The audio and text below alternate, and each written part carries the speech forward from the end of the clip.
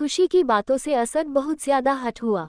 वह कुछ कहता, इससे पहले ही एक वेटर वहां से खाना लेकर जा रहा था, तभी उसके हाथ से एक शोपीस वहीं गिर गया। ये देखकर असद ने एक फीकी मुस्कान के साथ कहा, रामू काका, आप जाओ, मैं साफ करता हूँ। ये सुनकर रामू काका ने कहा, अरे बेटा, ये कांच से बना हुआ शोपीस है, आपको लग जाएगा। ये सुनकर असद ने एक नज़र खुशी को देखा, फिर एक दर्द भरी मुस्कान के साथ कहा, काका, ये कांच मेरा कुछ भी नहीं बिगाड़ सकता, जितना बिगाड़ना था उतना बिगाड़ दिया इसने। इतना बोलकर उसने जैसे ही उसे साफ करना शुरू किया, तभी अचानक एक कांच का टुकड़ा उसके हाथ में लग गया। ये देखकर उसकी चीख निकल गई क्योंकि उसके हाथ पर गहरा जख्म बन गया था उस कांच से। रामू काका ने उसे डांटते हुए कहा, मैंने कहा था लग जाएगा तुम्हें, अब देखा, लग गया ना, देखो कितना गहरा है ये जख्म। ये सुनकर असद ने एक दर्द भरी मुस्कान के साथ कहा, रामू काका, यह जख्म मेरे दिल पर लगे घावों से तो बहुत छोटे हैं। इतना बोलकर असद वहां से जाने लगा। तभी खुशी ने गुस्से में उसका हाथ पकड़ा और अपने रूम में ले गई।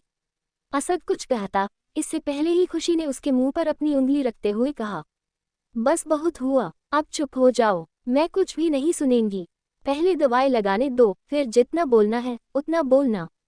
इतना बोलकर उसने उसके हाथ पर दवाई लगानी शुरू कर दी।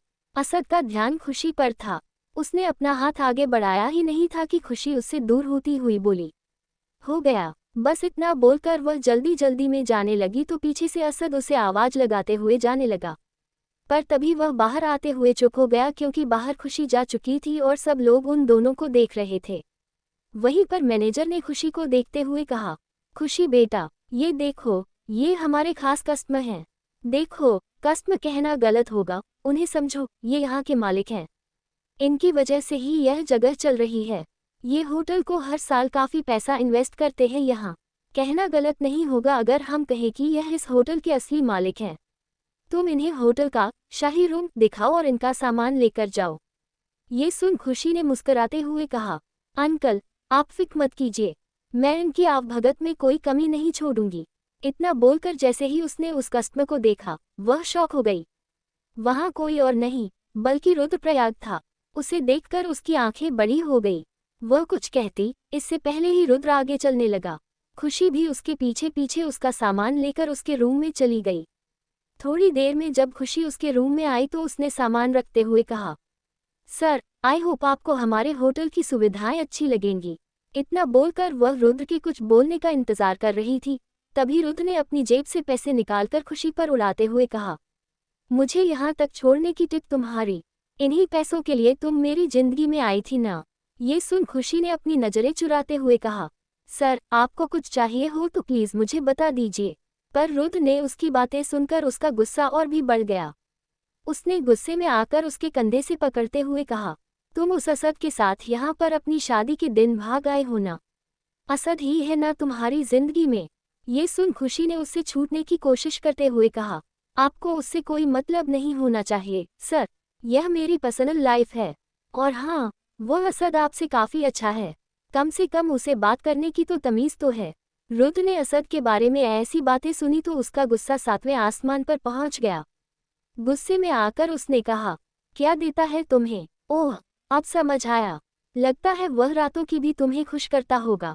कोई बात नहीं, एक बार मुझे भी खुश करने का मौका तो दो, मैं तुम्हें बिल्कुल निराश नहीं करूंगा। ये बोलकर वह जैसे ही आगे बढ़ा, खुशी ने उसे एक जोरदार थप्पड़ मारते हुए कहा, तुम्हारी सोच कितनी घटिया है रुद्र, मैंने सोचा भी नहीं था। ये सुन रुद्र ने वहां सामान फेंकते हुए कहा, और तुम्हारा क्या? शादी के दिन अपने यार के साथ भाग आए, एक बार मुझे कहा होता तो पैसों की बारिश कर देता मैं। हाँ।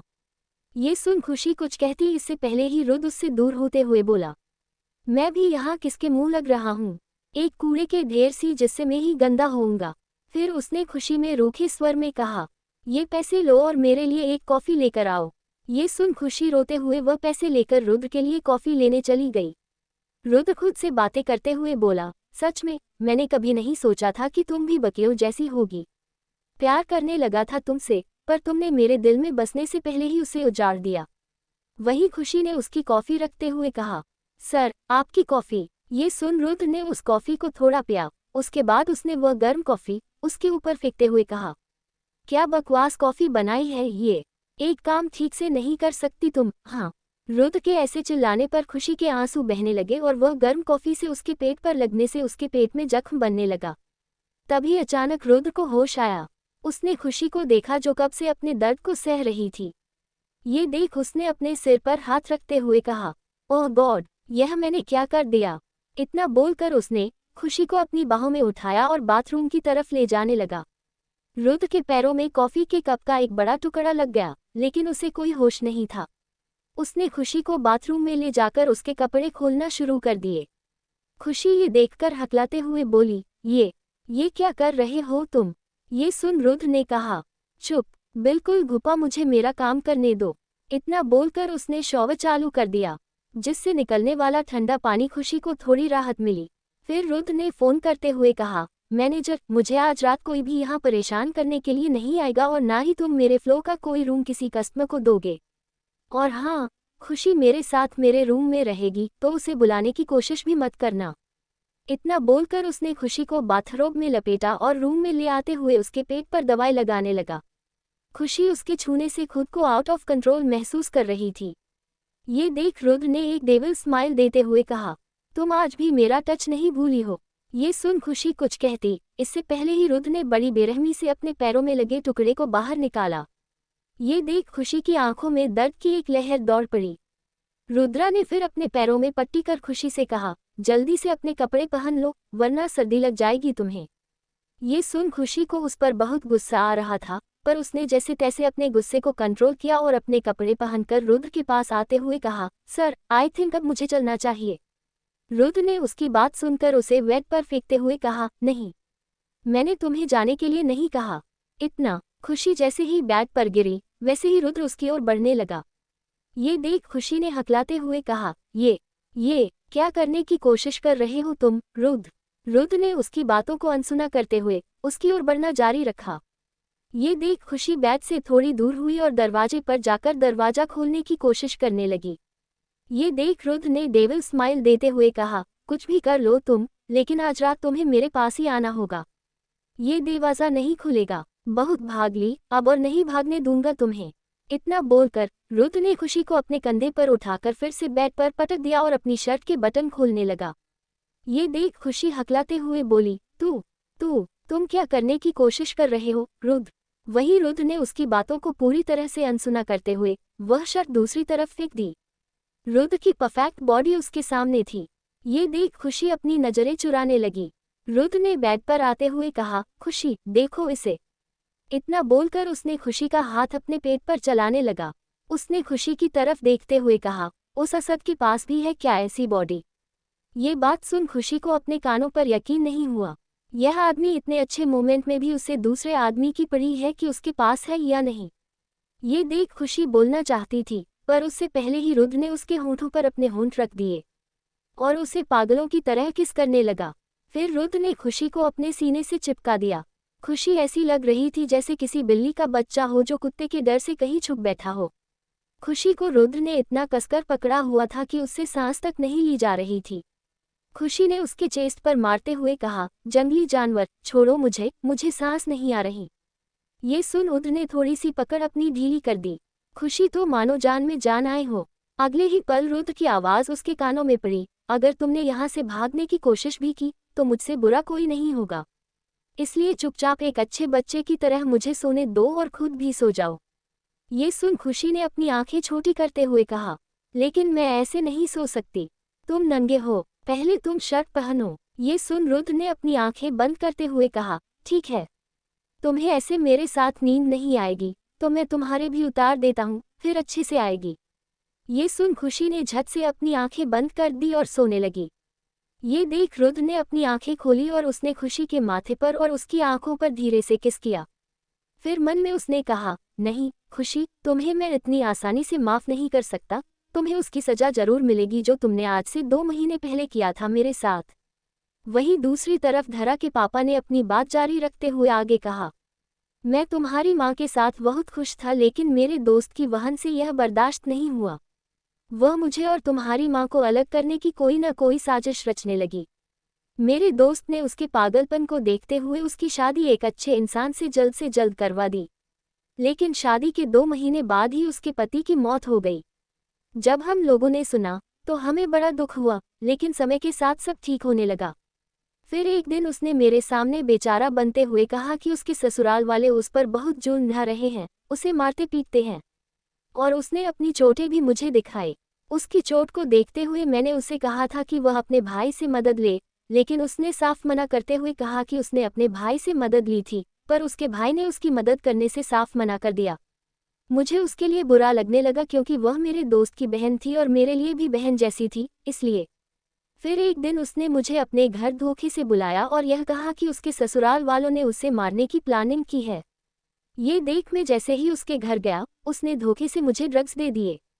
मैं समझ चुका था कि कुछ तो गड़बड़ है उस शालू को लेकर, इसलिए मैं वहीं उसे छोड़कर अपने घर जाने लगा और तुम्हारी माँ और मेरे बीच एक पति पत्नी का रिश्ता बना। पर अगली सुबह मेरी जिंदगी की सबसे मनहूस सुबह थी। उसने मुझे ब्लैकमेल करना शुरू कर दिया कि अगर मैंने उसका हाथ नहीं थामा तो वह मुझे पूरी दुनिया में बदनाम कर देगी। लेकिन मैंने उसकी एक बात नहीं सुनी। पर एक दिन उसने मुझे ये कहा कि अगर मैंने तुम्हारी माँ को नहीं छोड़ा तो वह मेरी बीवी और मेरे होने वाले बच्चे के साथ मेरी सास को भी मार डालेगी। मैंने उसकी बातों पर यकीन नहीं किया क्योंकि मुझे लगा कि वह बस धमकी दे रही है। पर एक दिन जब तुम्हारी माँ मार्केट से सामान पैक कर घर ला रही थी, तब उस पर जानलेवा हमला हुआ। मैं ये सब देख बहुत ज़्यादा डर चुका था। मुझे लगा अगर मैं तुम लोगों के साथ रहा तो वह तुम लोगों को मार डालेगी। इसलिए मैंने तुम्हारी माँ को खुद से दूर करने के लिए देर रात में घर आता, वह भी शराब पीकर। तुम्हारी माँ को गलत बातें कहता जिससे वह मुझे दूर रहे, और जब तुम्हारी माँ नहीं मानी तब मैं रोज नई नई लड़कियां लाने लगा कि उसे मुझसे नफरत हो जाए। पर उसका विश्वास मुझ पर काफ़ी ज़्यादा था। उसने हार नहीं मानी। पर एक दिन शालू ने उसे यह झूठ बोला कि मैं जानवी से नहीं बल्कि शालू से प्यार करता हूँ। जब मैं घर लौटा तो तुम्हारी माँ अपनी माँ के साथ यह घर छोड़कर जा चुकी थी। मैंने पागलों की तरह इधर उधर तुम्हारी माँ और नानी को बहुत ढूंढा, पर जानवी मुझे कहीं नहीं मिली। फिर मुझे एक खबर मिली कि तुम तीनों मर चुकी हो। ये सब सुन मैं पूरी तरह से टूट चुका था कि मैंने खुद को बिजनेस में पूरी तरह से झोंक दिया और आज तुम्हारे सामने खड़ा हूँ। ये सुन धरा ने कुछ सोचते हुए कहा, पर आपके दोस्त ने आपको उसकी बहन के बारे में, मतलब उसका सच क्यों नहीं बताया? ये सुन धरा के पापा ने एक फीकी मुस्कान के साथ कहा, वह भाई था उसका। उसने मुझे बताने की बहुत कोशिश की, पर शालू ने उसे धमकी दी कि अगर उसने उसका सच मुझे बताया तो वह अपनी जान दे देगी, इसलिए। पर जब तुम्हारी माँ मुझे छोड़कर गई तब मैंने अपने सीसीटीवी फुटेज को निकालकर देखा कि उस शालू ने तुम्हारी माँ से ये सब कहा कि मैंने उसका बलात्कार किया है और वह अब मेरे बच्चे की माँ बनने वाली है। अगर वह मुझे छोड़कर नहीं गई तो मेरा बच्चा एक अनाथ की जिंदगी गुजारेगा। तुम्हारी माँ अपनी पूरी फैमिली, तुम्हारे बड़े भाई को भी अपने साथ ले गई थी, पर रास्ते में उसका बहुत बड़ा एक्सीडेंट हुआ, और जब तक मैं वहां पर जा पाता वह गाड़ी जिसमें तुम्हारी मम्मी और तुम्हारा भाई और नानी बैठे थे वह ब्लास्ट हो गई थी। इतना कहते हुए उनका गला भर आया। 23 साल, पूरे 23 तरसा हूँ तुम्हारे मुंह से पापा सुनने को। धरा के पापा ने धरा से कहा, धरा बेटा, अब तुम्हें सारा सच पता चल गया होगा, तो इसलिए क्या तुम अब मुझे अपना पापा कह सकती हो? ये सुन धरा ने अपनी धीमी आवाज में कहा, नहीं। उसके जवाब को सुन अब हमको दुख हुआ, पर धरा के मना करने पर उन्होंने अपने होंठ सिल लिए। धरा ने उनको खामोश देख कहा, मेरे लिए ये एक्सपेक्ट करना बड़ा मुश्किल है। इतने सालों बाद यूँ आपका आना और यूँ हमारा बाप बेटी का रिश्ता। मेरे लिए ये सब बहुत जल्दी है और मुझे अभी तक ये भी पता नहीं कि आपने सच में धोखा दिया या आप बेकसूर हो। ये सुन उसके डैड के होंठ हल्के से ऊपर उठ गए। उन्होंने अपनी स्माइल छुपाते हुए धरा से कहा, ठीक है, तुम चाहे मुझे अपना बाप ना मानो, पर मैं एक बाप का हर फर्ज अदा करना चाहता हूँ।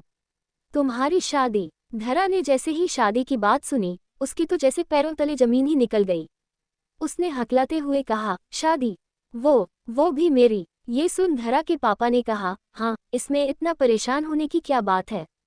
इस उम्र में सब लोग शादी करते हैं और तुम्हारी भी होगी। धरा ने ये सुन अपनी नम आवाज में कहा, पर मेरा प्यार, यहाँ कि तुम उस ओबरॉय के बेटे रिवांश ओबरॉय से प्यार करती हो। धरा ने अपनी गर्दन झुका ली। उसकी हरकत पर उसके पापा ने एक नकली स्माइल लिए उससे कहा, धरा बेटा, तुम एक ऐसे इंसान से प्यार कैसे कर सकती हो जिसने तुम्हारी जिंदगी नर्क बनाने में कोई कसर नहीं छोड़ी?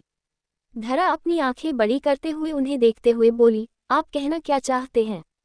ये सुन उसके डैड ने एक फीकी मुस्कान के साथ कहा, मैं जो कहना चाहता हूँ तुम समझकर भी ना समझी कर रही हो। उस रिवांश ने तुम्हारे साथ जो कुछ भी किया, सब पता चल गया है मुझे। तुम्हें उस इंसान से प्यार कैसे हो सकता है धरा? धरा ने अपने हेड की आंखों में आंखें डालते लेते हुए कहा, वैसे ही जैसे आपको और मम्मा को हुआ था। ये सुन उसके डैड ने गुस्से से अपनी आंखें बंद कर अपने दांत पीसते हुए कहा, क्योंकि तुम्हारी माँ और मैं, हम दोनों एक दूसरे से प्यार करते हैं, इसका मतलब हमारा रिश्ता तुम दोनों के रिश्ते जैसा नहीं था। मैंने कभी भी शादी से पहले अपनी लिमिट क्रॉस नहीं की और ना ही किसी बंदले के लिए तुम्हारी माँ की जिंदगी में आया था। तुम समझ नहीं रही हो धरा बेटा, वो तुम्हारे लिए सही इंसान नहीं है। उसके सिर को काटकर लाना हर गैंगस्टर माफिया का सपना है धरा। उस पर मौत की तलवार हर वक्त लटक रही है, कब कहाँ से मौत आ जाए पता नहीं। धरा अपने डैड को हैरानी से देख रही थी। उसको शौक होते देख उन्होंने आगे कहा, वो वाइट केविन है, जानती हो ना तुम? धरा ने ये सुन हाँ में जवाब दिया। तो उसके डैड ने आगे बोलना शुरू किया, केविन वाइट, ये तो तुम जानती हो, पर क्या तुम उसकी रियल आइडेंटिटी जानती हो? धरा उनके सवाल पर खामोश रही, तो उन्होंने कहा, तुम्हारी ये चुप्पी सब बता रही है। ठीक है, मैं तुम्हें बताता हूँ। केविन वाइट ब्रिटिश प्रिंस है। धरा उनकी बात सुन शौक में चली गई। उन्होंने आगे बढ़कर धरा के कंधे पर हाथ रखते हुए कहा, हाँ, ये बात सच है धरा। धरा ने कुछ सोचते हुए कहा, पर वो प्रिंस कैसे हो सकता है? ये सुन उसके डैड ने अपनी शक भरी नजरों से कहा, क्यों नहीं हो सकता? हाँ, तुमने उसके बाल नहीं देखे और उसकी आंखें, बात करने का तरीका। वो एक ब्रिटिश प्रिंस है। ये सब बातें मुझे इसलिए पता है क्योंकि मैं उसकी माँ सुहाना को अच्छे से जानता हूँ। उसकी माँ सुहाना एक ब्रिटिश प्रिंसेस थी, पर उसके डैड एक इंडियन थे। तब रिवांश की नानी उन्हें बस एक ही बेटी थी जो उसकी माँ खुद थी। पर आगे चलकर उनका राजपाट किसी दुश्मन के हाथों न चला जाए, तो उन्होंने कहा था कि उनकी पहली औलाद ही उनकी उत्तराधिकारी होगी। ये सुन धरा ने एक हल्की सी मुस्कान लिए कहा, तो इसमें इतना गुस्सा होने की क्या बात है? आपको तो खुश होना चाहिए कि आपकी बेटी का पति एक प्रिंस है जो आगे चलकर किंग बनेगा। ये सुन उसके हेड ने उदास होकर कहा, एक बाप खुश कैसे हो सकता है? हाँ, जिस इंसान ने उसकी बेटी का रेप किया हो, वो भी एक मामूली से बदले के लिए। धरा ने अपनी नजरें चुराते हुए कहा, क्या मतलब है आपका? ये सुन धरा के पापा ने एक फीकी मुस्कान के साथ कहा, मेरा कहने का मतलब तुम समझती हो धरा, पर जानकर अनजान बन रही हो। पर तुम मेरी बेटी हो, तुम्हें बता दूं, वो तुम्हारी लाइफ में किसी और का नहीं, बल्कि अपनी मुंहबोली बहन स्वीटी का बदला लेने आया था। स्वीटी का नाम सुनते ही धरा की आंखें हैरानी से बड़ी हो गई। उसने खुद से बड़बड़ाते हुए कहा, स्वीटी का बदला? मुझसे? पर क्यों? ये लास्ट लाइन धरा ने थोड़ा जोर से कही थी। धरा की बातें सुनने के बाद उसके डैड ने कहा, तुम जानती हो स्वीटी ने उस ज्योति के साथ मिलकर कितनी साजिशें रची। ये तुम खुद जानती हो, पर तुमने उसे हर बार नाकाम कर दिया। पर लास्ट बार जब उसने तुम्हें अपने पास बुलाया था, तब तुम नहीं गई, या मेरे ख्याल से देर से गई होंगी। ये सुन धरा ने सोचते हुए कहा, हाँ वो, मैं जब उससे मिलने जा रही थी, तभी मैथ्स के प्रोफेसर ने मुझे ऑफिस केबिन में सबकी टेक्स्ट बुक लेकर आने को कहा था। पर जब मैं अपना काम खत्म करके स्वीटी के पास आई, तब वहाँ वो कहीं भी नहीं थी। ये सुन उसके डैड ने अपनी आंखें बंद कर दी और कांपती हुई आवाज में कहा, उसने दुबई के एक शेख से तुम्हारा सौदा पूरे 50 करोड़ में किया। तुम वहां पर नहीं आए, लेट हो गई, तो उस शेख ने गुस्से में आकर स्वीटी को अपने साथ ले गया और अपना पैसा वसूलने के लिए उसने उसका 2 साल तक रेप किया। पर इससे उसके दिल में तुम्हारे लिए जो उसकी नफरत थी, वो और भी गहरी हो गई। जब 2 साल बाद तुम्हारा वो रिवांश उसे बचाने के लिए दुबई गया, तब उसकी हालत इतनी अच्छी नहीं थी और तब उसने तुम्हारे बारे में ये बताया कि तुमने ही उसे शेख को बेचा। सब कुछ उल्टा सुनाया तुम्हारे बारे में, जिससे वो तुमसे नफरत करने लगा था। पर शायद किस्मत को ये मंजूर नहीं था, इसलिए तुम्हें उससे प्यार हो गया। पर अब ये पॉसिबल नहीं हो सकता कि तुम दोनों की शादी हो। मैंने तुम्हारे लिए एक लड़का चुना है और तुम्हें उससे ही शादी करनी होगी। तभी डोरबेल बजी। धरा के डैड ने खुश होते हुए कहा, देखा, हम अभी बातें कर ही रहे थे कि वो लोग आ भी गए। जाओ जाकर दरवाज़ा खोलो धरा बेटा। ये सुन धरा बेमन से दरवाज़ा खोलने चली गई। जब उसने दरवाज़ा खोला तो वो शौक होते हुए बोली, तुम? आखिर कौन होगा वो इंसान? धरा ने जैसे ही दरवाज़ा खोला, उसने अपने सामने कबीर को देखा। कबीर को अपने सामने देखकर धरा ने तेज आवाज़ में कहा, तुम? लेकिन तभी धरा के पिता वहां आते हुए बोले, क्या हुआ धरा बेटा? तुमने कोई भूत देख लिया क्या, जो ऐसे चीख रही हो? ऐसा बोलकर उन्होंने सामने देखा जैसे ही उनकी नज़र कबीर पर पड़ी, उन्होंने खुशी से कबीर को गले लगाते हुए कहा, जमाई राजा, आपने तो बड़ी जल्दी कर दी आने में। कबीर ने धरा की तरफ देखते हुए कहा, अंकल, आपने मुझे बुलाया तो मुझे तो आना ही था ना। और धरा तो मेरा पहला प्यार है, तो कैसे नहीं आता। धरा हैरानी से उन दोनों को देख रही थी, तभी पीछे से एक आवाज़ आए, अरे अरे समधी जी, सारी बातें यहीं कर लोगे क्या दरवाजे पर। यह एक 45 साल की औरत ने कहा, जिसने एक राजसी साड़ी पहनी हुई थी। उस औरत का लुक बिल्कुल एलिगेंट था। इस उम्र में भी वह 25 साल की लड़कियों को टक्कर दे सकती थी। धरा ने जैसे ही उस औरत को देखा, उसके मुंह से एक शब्द निकला, सुहाना ओबरॉय। ये सुनकर धरा के पिता ने उसे रोकते हुए कहा, नहीं धरा बेटा, तुम गलत समझ रही हो। ये निशा रावत है, कबीर की माँ। वहीं उस औरत ने भी अपनी हाँ में हाँ मिलाते हुए कहा, हाँ बेटा, मेरा नाम निशा रावत है और तुमसे तो आज मैं पहली बार मिल रही हूँ। कबीर के पिता ने उनकी बातों को रोकते हुए कहा, क्या कर रहे हो आप लोग? पहले अच्छे से सोफे पर बैठ जाओ, फिर आराम से बातें करना। उनकी बात सुनकर सभी सोफे पर बैठकर बातें करने लगे, पर धरा की नज़र बार बार निशा रावत पर जा रही थी। तभी धरा के पिता ने कहा, धरा, तुम ऐसा करो, कबीर को अपना रूम दिखाओ। ये सुनकर धरा उन्हें मना करना चाहती थी, पर सब लोग क्या सोचेंगे उनके बारे में। भले ही वह अपने पिता को पिता नहीं मानती, पर ऐसे चाहर वालों के सामने अपना सच नहीं बता सकती थी, इसलिए वह खामोश हो गई। धरा ने अपनी धीमी आवाज में कबीर से कहा, चलिए मेरे साथ। इतना बोलकर वह आगे चलने लगी, वहीं कबीर भी उसके पीछे चलने लगा। धरा उसे अपने विला को दिखाते हुए बोली, और यह रहा मेरा रूम। बाकी सब तो तुमने देख ही लिया होगा, मिस्टर कबीर रावत। जैसे ही कबीर ने उसके मुंह से अपने लिए ये शब्द सुना, तब उसने धरा से एक डेविल स्माइल के साथ कहा, ओह, तो अब मैं मिस्टर कबीर रायचंद हो गया तुम्हारे लिए। ये सुनकर धरा ने बेरुखी से अपना मुंह मोड़ दिया। कबीर ने फिर आगे कहा, तुम बात नहीं करोगी मेरे से धरा? धरा ने अपने रूम में जाकर अपना मुंह मोड़ते हुए कहा, बात कैसे बात मिस्टर कबीर? आपका और मेरा रिश्ता काफी समय पहले ही खत्म हो गया, फिर मैं कैसे पहले जैसे आपसे बात कर सकती हैं? फिर कुछ सोचते हुए उसने कहा, पर यह सच में तुम्हारी माँ है क्या? ये सुनकर कबीर ने कहा, हाँ, वह पिछले 17 सालों से हमारे घर में रह रही है। मेरी माँ के मरने पर उन्होंने ही मुझे पाला पोसा और बड़ा किया। भले ही वह मेरी जन्म देने वाली माँ नहीं हो, पर मेरे लिए वह मेरी सगी माँ से भी बढ़कर है। इतना बोलकर उसने शक भरी नजरों से धरा की तरफ देखते हुए कहा, लेकिन तुम मेरी मॉम के बारे में क्यों इतना पूछ रही हो? ये सुनकर धरा ने हकलाते हुए कहा, कुछ नहीं, नहीं, वह बस ऐसे ही। फिर उसने कबीर की तरफ देखते हुए कहा, पर तुम बताओ कबीर, तुम्हारी हिम्मत भी कैसे हुई यह सोचने की कि मैं तुमसे शादी करूंगी?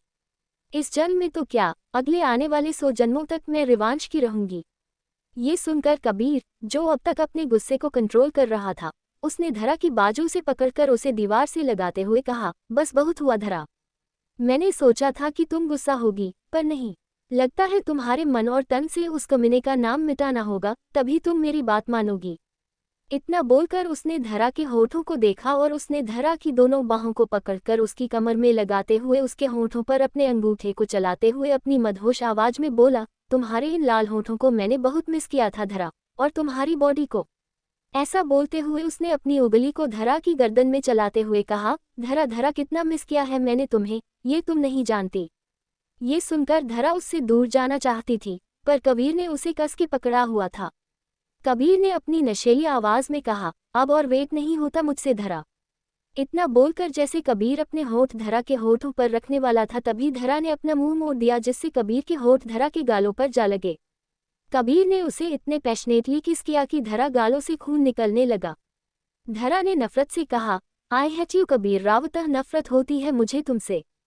ये सुनकर कबीर ने कहा, तुम कुछ भी कहो धरा, पर मेरे लिए तुम वही पहली वाली धरा हो। अभी तो तुम्हें छोड़ रहा हूँ, पर हमारी सुहागरात पर तुम्हें चलने लायक नहीं छोड़ने वाला। धरा ने उसके गालों पर जोर से थप्पड़ मारते हुए कहा, तुम्हारी हिम्मत भी कैसे हुई मुझे किस करने की और ऐसी बातें करने की, तुम चाहे कुछ भी कर लो, मैं तुमसे शादी नहीं करेगी। ये सुनकर कबीर ने डेविल स्माइल के साथ कहा, शादी होगी। अगर तुमने ही नहीं की तो मैं तुम्हारी माँ और उस बूई नानी को भगवान के पास पहुंचा दूंगा। ये सुनकर धरा ने उसे देखकर अपने दांत पीसते हुए कहा, तुम ऐसा कुछ भी नहीं कर सकते कबीर।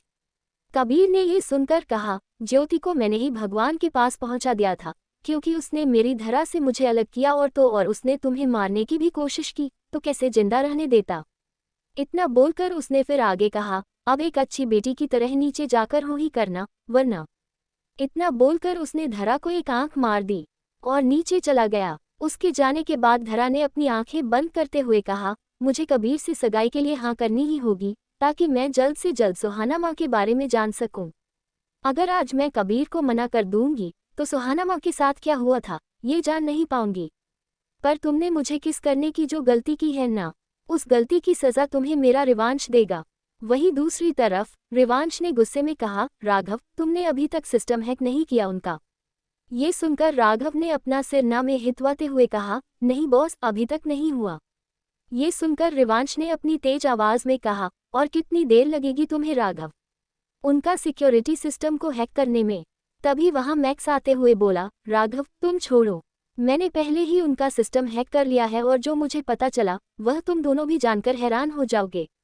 इतना बोलकर उसने लैपटॉप निकालकर उनके सामने रख दिया और आगे कहा, हमारे पास बस कल तक का वक्त है, क्योंकि कल धरा और कबीर की सगाई होने जा रही है।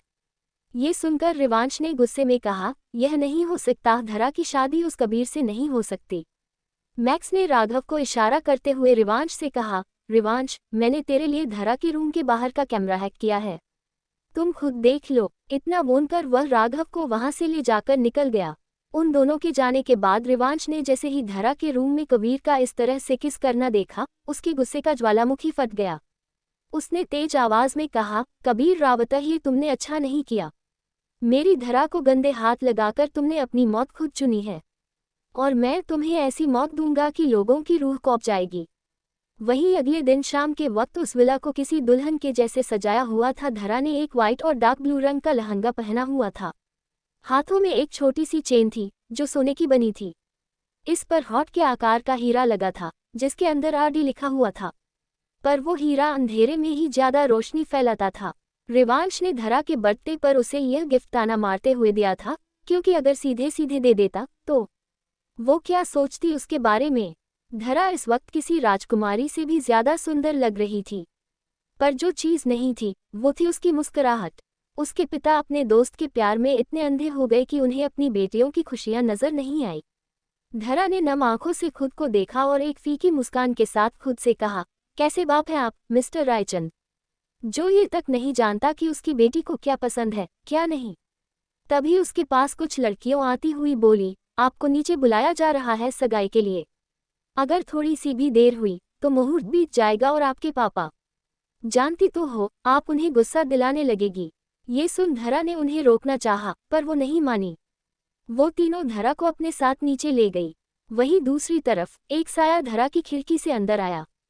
ये देख धरा के डैड ने अपने सीसीटीवी कैमरे से उस साई को देखकर एक डेविल स्माइल करते हुए कहा, तुमने तो मेरा और भी आसान कर दिया केविन वाइट, अब देखो तुम्हारे साथ मैं क्या करता हूँ। वही धरा अपनी सोच में खोई हुई थी। तभी अचानक उसके कंधे पर हाथ रखते हुए कबीर ने कहा, क्या सोच रही हो धरा डार्लिंग। ये सुन धरा ने अपने दांत पीसते हुए कहा, तुमसे मतलब। ये सुन कबीर ने एक तिरछी मुस्कान के साथ कहा, मुझसे मतलब नहीं तो किससे मतलब होगा धरा, आखिर होने वाला पति तो है।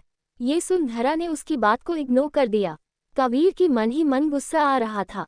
वही स्टेज पर धरा के डैड ने सबके सामने अनाउंस करते हुए कहा, जैसा कि आप सब जानते हैं कि आज मैंने आप लोगों को एक खास खुशी के मौके पर इनवाइट किया है। तो जानते हैं वो खास खुशी क्या है? तो वो खुशी और कोई नहीं बल्कि मेरी बेटी धरा रायचंद और कबीर रावल की सगाई की है। आज सालों बाद मुझे मेरी खोई हुई बेटी मिल गई और उसके साथ अगली गुड न्यूज यह है कि मेरी बेटी धरा और किसी की नहीं बल्कि मेरे दोस्त अजीत रावत के बेटे से होने वाली है। उनकी बात को सुन सभी लोग तालियां बजाने लगे। वही पंडित जी ने कहा, यजमान सगाई का मुहूर्त बीत रहा है, जल्दी से सगाई कीजिए। उनकी बात पर कबीर धरा को सगाई की रिंग पहनाने वाला था, तभी धरा के हाथ कांपने लगे। ये देख सभी लोग आपस में बातें करने लगे, जैसे सालों पहले कहाँ थी ये लड़की। तो किसी ने कहा, हाँ लड़की लगता है खुश नहीं है इस शादी से। तभी एक तीसरी ने कहा, रहने दो बहन, बड़े लोगों के बड़े चोचले हैं, हम लोग कुछ बोल भी नहीं सकते। इन बड़े लोगों से जितना दूर रहो उतना ही अच्छा है। हाँ सही कह रही हो बहन, इससे लोगों से दूर रहने में ही हमारी भलाई है। वही धरा के कांपते हाथों को देख कबीर ने धरा का हाथ जबरदस्ती पकड़ा और उसे रिंग पहना दी। कबीर के ऐसे करने से धरा को बहुत ज्यादा पेन हो रहा था, लेकिन उसने जैसे तैसे करके खुद को कंट्रोल किया हुआ था। तभी धरा जैसे ही कबीर की अंगूठी अपने कौप रहे हाथों से पहनाने वाली थी, तभी एक जोर से आवाज हुई, ये सगाई नहीं हो सकती। धरा ने जैसे ही उस आवाज को सुना, वो खुश हो गई और इसी चक्कर में वो रिंग उससे नीचे गिरते हुए उस इंसान के पैरों में गिर गई। वहीं दूसरी तरफ इंडिया में खुशी और रुद्र दोनों एक साथ सो रहे थे। रुद्र बड़े प्यार से खुशी को सोते हुए देख रहा था कि तभी उसे उस लेटर में लिखे हुए शब्द याद आने लगे। उसने नफरत से उसे देखते हुए कहा, मेरी जिंदगी बर्बाद करके कैसे चैन की नींद सो रही है। इतना बोल रुद्र ने ठंडे पानी की बाल्टी खुशी पर फेंक दी, जिसके कारण खुशी हड़बड़ाते हुए उठी। जिसे देख रुद्र ने अपनी कड़क आवाज में कहा, उठो मेरे बिस्तर से। पता नहीं कितना गंदा कर दिया, अब लगता है इसे बदलना होगा। ये बात सुन खुशी को गुस्सा आ गया और उसने अपने दोनों हाथों की मुट्ठी भरते हुए कहा, अगर इतना ही गंदा लगता है तुम्हें यहाँ मेरा सोना तो क्यों मुझे सारी रात पकड़ के सो रहे थे। ये सुन रुद्र ने अपनी नजरें चुराते हुए कहा, देखो ऐसा कुछ भी नहीं है, तुम जाओ यहाँ से। मैं नहीं चाहता कि कोई स्टाफ मेंबर हम दोनों को साथ देखकर बातें बनाए। ऐसा बोल उसने खुशी के हाथ को कस के पकड़े हुए उसे अपने रूम से बाहर निकाल दिया। खुशी की आंखों में आंसू आ गए, पर जब उसने सामने देखा तो पाया कि स्टाफ मेंबर वहीं उसकी ओर बढ़ रही थी। उन दोनों को देखकर खुशी ने अपने आंसू साफ किए और आगे जाने लगी। तभी उन दोनों ने खुशी का रास्ता रोकते हुए कहा, कहाँ से आ रही हो खुशी। ये सुन खुशी ने उन दोनों को इग्नोर करते हुए कहा, मैं जहाँ से भी आऊँ, तुम दोनों का क्या मतलब। ये सुन उन दोनों लड़कियों ने रुद्र के रूम की तरफ देखते हुए खुशी से कहा, लगता है तुम्हें सर ने बाहर निकाल दिया काम खत्म होने पर। ये सुन खुशी ना समझी में बोली, क्या मतलब है तुम दोनों के कहने का। ये सुन दूसरी लड़की एक शैतानी मुस्कान के साथ बोली, तुम सच में इतनी भोली हो या दिखावा कर रही हो हमारे सामने शरीफ बनते का। जिसे सुन खुशी ने अपनी तेज आवाज में उन दोनों से कहा, क्या बकवास कर रही हो तुम दोनों। ये सुन उन दोनों ने एक साथ नफरत से कहा, ओह तो हमारी बातें तुम्हें बकवास लग रही हैं। खुद सारी रात यहाँ रुद्र सर के साथ उनके कमरे में थी। हाँ, खुद को तो इतनी सी भी शर्म नहीं रही और हमें बोल रही है। फिर दूसरी लड़की ने कहा, इसका तो पता नहीं, पर अगर यह यहाँ और रही तो हमारा जीना मुश्किल हो जाएगा। उसकी बात में अपनी हाँ मिलाते हुए पहली वाली ने कहा, हाँ यारा वो कहावत ऐसे लोगों पर बिल्कुल अच्छी बैठती है कि एक गंदी मछली सारे तालाब को गंदा कर देती है। आज लाइव उसका एग्जाम्पल है हम लोगों के सामने। वही दूसरी ने कहा, हाँ पर मुझे तो इसकी छोटी बहन के लिए बुरा लग रहा है, इसके चक्कर में उस छोटी बच्ची को भी ना जाने कितना कुछ सुनना पड़ेगा। पहले उस असद को अपने आगे पीछे घुमा के रखा, अब रुद्र सर को भी अपने आगे पीछे घुमाने का शौक है। पर रुद्र सर भी ऐसे लोगों को अपने मुंह नहीं लगाते, तभी रूम से बाहर निकाल दिया ऐसे। फिर उन दोनों ने एक साथ कहा, अगर अभी तुम में कुछ लाज शर्म होगी तो या तो चुल्लू भर पानी में डूब मरो या तो जाकर कोठे पर बैठो। इतना बोल उन दोनों ने खुशी के चेहरे पर गंदा पानी गिरा दिया और उसका मजाक बनाते हुए बोली, तुम्हारी असली जगह यही कचरे में है। खुशी से ये सारी बातें और सहन नहीं कर पाए और नीचे अपने आंखों में आंसू लिए तेजी से भागते हुए अपने रूम में चली गई। खुशी अपने बारे में इतनी बुरी बातें और ना सुन पाई, वह भागते हुए अपने कमरे में चली गई। खुशी ने जैसे ही कमरे का दरवाज़ा खोला, उसने अपने सामने अपनी छोटी बहन को अपने बालों को बनाते हुए देखा। जैसे ही उसने खुशी को देखा, उसने खुशी से पूछा, दीदी आप तो ऊपर रुद्र जीजू के कमरे में थी ना, फिर क्या हुआ। ये सुनकर खुशी ने उसे रोकते हुए कहा, तुमसे कितनी बार कहा है छोटी कि वह तुम्हारे जीजू नहीं है। अब वह अमीर लोग हैं, हमें अपने पैरों की धूल समझते हैं। उन्हें कोई फर्क नहीं पड़ता कि हम दोनों ने 2 महीने से कितने धक्के खाए हैं, तब जाकर यहाँ इज्जत की रोटी खा रहे हैं, पर वह यहाँ भी आ गए। इतना बोलकर खुशी वहीं बेड पर बैठ रोने लगी। जिसे देख दिशा ने खुशी को शांत करने के लिए जैसे ही उसके पास बैठी, उसने देखा खुशी के कपड़े गीले थे। जिसे देख उसने परेशानी भरी आवाज में कहा, दीदी बात क्या है, और आपके कपड़े इतने गोले क्यों हैं, और यह बदबू क्यों आ रही है। ये सुन खुशी ने अपने आंसू साफ करते हुए कहा, ये रुद्र की ही देन है। आज होटल की 2 स्टाफ लड़कियों ने मुझे उनके कमरे से बाहर जाते हुए देख लिया था। ऐसा बोलकर खुशी ने दिशा को सारी बातें बता दी। ये सुन दिशा को बहुत गुस्सा आया उन दोनों पर, आखिर वह दोनों ऐसा कैसे कर सकती है उसकी दीदी के साथ। उसका तो जैसे खून उबाल मार रहा था। दिशा ने गुस्से में तेज आवाज में कहा, दीदी, उन दोनों की इतनी हिम्मत कैसे हुई आपको ऐसे परेशान करने की? अभी बताती हूँ उन दोनों को। इतना बोल वह जैसे ही जाने को हुई, तभी खुशी ने तेजी से दरवाजे के सामने खड़े होकर उसका रास्ता रोक दिया और दरवाजे पर अंदर से लॉक लगाते हुए कहा, नहीं दिशा, तुम ऐसा कुछ भी नहीं करोगी। ये सुन दिशा ने अपने हाथों की मुट्ठी बनाते हुए कहा, पर क्यों दीदी? क्या आप नहीं चाहती कि उन दोनों को सजा मिले? ये सुन खुशी ने अपनी आंखें बंद कर एक गहरी सांस लेते हुए कहा, देखो छोटी, अब उन्हें सजा देने या ना देने से कोई फर्क नहीं पड़ेगा। अब ये जगह छोड़कर हमें जाना होगा, क्योंकि मैं नहीं चाहती अब रुद्र यहाँ आकर मुझसे बदला लेने के लिए मुझे और जलील करे नहीं सह सकती अब। और मैं नहाने जा रही हूँ और खबरदार, तुमने किसी से कुछ कहा तो मुझसे बुरा कोई नहीं होगा, समझी? इतना बोल खुशी वॉशरूम में चली गई। उसके जाने के बाद दिशा ने जैसे ही खुशी को जाते देखा, उसने अपने मन में कहा, मैं तुम्हें कभी माफ नहीं करूंगी असद। तुम्हारे कारण मुझे और मेरी दीदी को आधी रात मुंबई से यहाँ पहुँचाया। कितने खुश थे हम दोनों तब। इतना बोल वह अपनी यादों में खो गई, जब खुशी की शादी थी। जब असद ने खुशी को रुद्र से शादी करने से मना कर दिया, तब खुशी ने दिशा को आवाज लगाई। खुशी की आवाज सुने दिशा ने कहा, क्या हुआ दीदी, आप इतनी परेशान क्यों हैं? खुशी ने असद की तरफ देखते हुए नफरत से कहा, तुम्हारा काम हो चुका है तो अब तुम जाओ, मेरे सामने भी मत आना अब। असद खुशी से कुछ कहना चाहता था, पर खुशी के गुस्से के आगे कुछ बोल ना सका और वहां से उदास होकर चला गया। उसके जाने के बाद खुशी ने दिशा से कहा, दिशा, अब यह शादी नहीं होगी, इसलिए जल्दी से अपना वैन पैक करो और चलो, पर जाने से पहले हाँ, तुम रुद्र की बनाई पेंटिंग भी ले आना साथ। थोड़ी देर में वह दोनों तैयार होकर निकली तो उन्होंने देखा बारातियों के साथ रुद्र बड़े जोश से नाच रहा था, जिसे देख खुशी ने एक ठंडी आह भरी और उदासी के साथ कहा, मुझे माफ कर देना रुद्र, शायद हमारा साथ यहीं तक का था। दिशा को ये सारे पल एक रील की तरह उसके दिमाग में घूम रहे थे। तभी अचानक से उसके दरवाजे पर किसी की दस्तक हुई, जिसे सुन उसने खुद से कहा, इस वक्त कौन हो सकता है?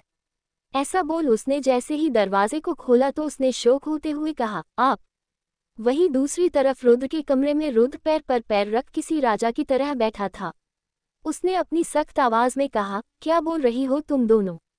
मेरी खुशी को कि वह कोठे पर जाकर बैठे, उसने मुझे फंसाया है अपने जाल में। तो ध्यान से सुना, खुशी मेरी होने वाली बीवी है, जिसे ढूंढते हुए मैं यहाँ पर आया था। और हाँ, अगर उसने मुझे अपने प्यार के जाल में फंसाया भी है तो भी मैं खुश हूँ उसके प्यार में पड़कर, क्योंकि खुशी जैसी लड़की मिलना मेरे लिए बड़े गर्व की बात है। और तुम दोनों ने जो कुछ भी मेरी खुशी के साथ किया उसकी सज़ा तो तुम दोनों को मिलकर ही रहेगी। ये सुन उन दोनों लड़कियों ने माफ़ी मांगते हुए कहा, हमें माफ़ कर दीजिए सर, हमें नहीं पता था खुशी आपकी होने वाली बीवी है। उन दोनों लड़कियों की बातें सुन रुद्र ने कहा, मैं तो माफ़ कर देता तुम दोनों को, पर अगर तुम दोनों को माफ़ कर दिया तो लोगों के दिलों में मेरा खौफ जिंदा नहीं रहेगा। ऐसा बोल रुद्र ने उन दोनों लड़कियों के हाथ में गोली मार दी। वह दोनों लड़कियों जैसे ही चीखने वाली थीं, तभी रुद्र ने एक उंगली को अपने मुंह पर रखने का इशारा करते हुए कहा, शश, कितना शोर करती हो तुम दोनों? तुम दोनों को पता है मुझे शोर बिल्कुल भी पसंद नहीं है। ये सुन उन दोनों लड़कियां अपने दर्द को बर्दाश्त करते हुए उसके सामने खड़ी थी।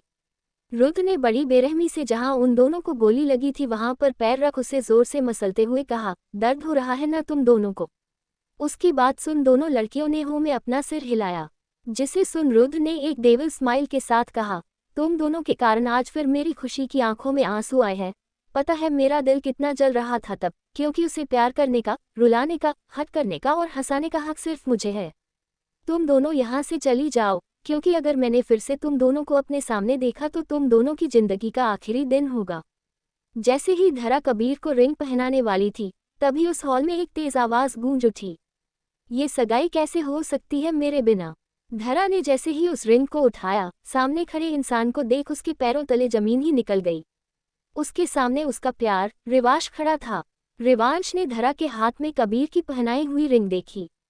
उसे देख उसका खून खौलने लगा, क्योंकि उस रिंग के कारण धरा की वो उंगली सूज गई थी, जिसे देख उसे और भी ज्यादा गुस्सा आ रहा था। आखिर उस कदीर की इतनी हिम्मत कैसे हुई धरा के साथ ही जबरदस्ती करने की? इतना सोचकर उसने अपने हाथ से एक रुमाल निकाला और एक पेपर सोप निकाला, और वहीं उसे हल्का सा गीला करके उसने धरा की उंगली में लगाया और बड़े प्यार से वो रिंग निकालने लगा।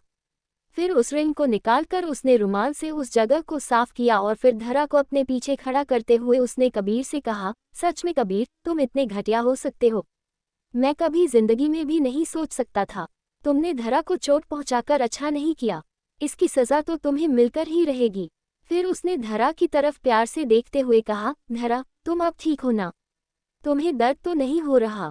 ये सुनकर धरा ने रूखे स्वर में कहा, मिस्टर ओबरॉय, आपको मेरी फिक्र करने की कोई जरूरत नहीं। ये सुनकर रिवांश ने प्यार से धरा की गालों पर हाथ रखते हुए कहा, कैसी बातें कर रही हो तुम धरा? तुम मेरा प्यार हो और तुम्हारी फिक्र नहीं होगी तो किसकी होगी? ये सुनकर धरा ने एक तेज भरी मुस्कान के साथ कहा, प्यार? कौन सा प्यार? कैसा प्यार? हाँ, मैं तुम्हारा कोई प्यार नहीं, मुझे बस मेरे कबीर से सगाई करनी है।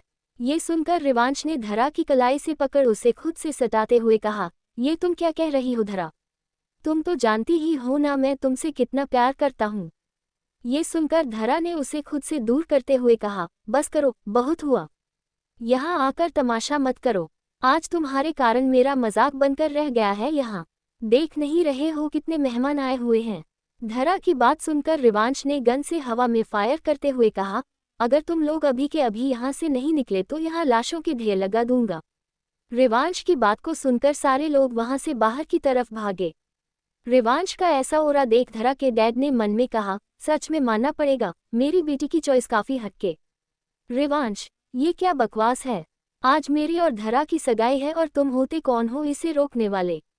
कबीर ने अपने गुस्से को काबू करते हुए कहा। जिसे सुन रिवांश ने धरा के हाथ के जख्म को देख धीरे से कहा, धरा का बॉयफ्रेंड हूँ और रही बात सगाई की तो तू कबीर, तेरी इतनी हिम्मत कैसे हो गई मेरी धरा के साथ जबरदस्ती सगाई करने की? हाँ। ये सुनकर धरा ने रिवांश को खुद से दूर करते हुए कहा, क्या कहा तुमने? मेरे बॉयफ्रेंड हो? नहीं मिस्टर ओबरॉय, आप मेरे बॉयफ्रेंड नहीं हो सकते।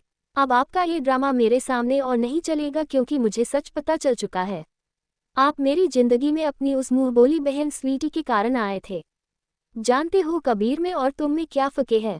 इतना बोलकर धरा कबीर की बाहों में अपने हाथ डाले खड़ी हो गई और फिर रिवांश की तरफ देख नफरत से कहा, कबीर ने चाहे मेरा दिल कितना ही क्यों ना हटे किया हो, पर तब उसने तुम्हारी तरह छुपकर नहीं किया।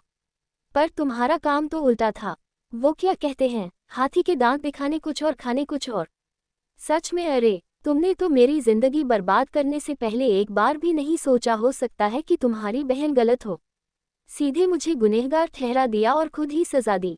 एक बार मुझसे पूछा तो होता, मैं सब कुछ बताती, लेकिन नहीं, तुम्हें तो खुद ही जज बनना था ना।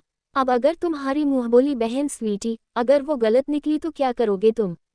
ये सुनकर रिवांश को भी अब गुस्सा आ गया और उसने गुस्से में कहा, मैं मान ही नहीं सकता कि वो दोषी होगी। ये सुनकर धरा ने अपने दोनों हाथ फोल्ड करते हुए कहा, ठीक है, फिर अब दिखाती हूँ तुम्हारी उस बहन के कारनामे, और उसकी सजा में दूंगी उसे। इतना बोलकर धरा ने कबीर के हाथ से अपना फोन लिया और उस पर एक वीडियो चलाकर रिवांश के सामने दिखाते हुए कहा, देखो अपनी उस बहन की करतूत। रिवांश जैसे जैसे वीडियो देख रहा था उसकी आंखें हैरानी से बाहर आ गई। उस वीडियो में स्वीटी ने कॉलेज में कैसे धरा को बुली किया पर धरा हर बार बच जाती थी।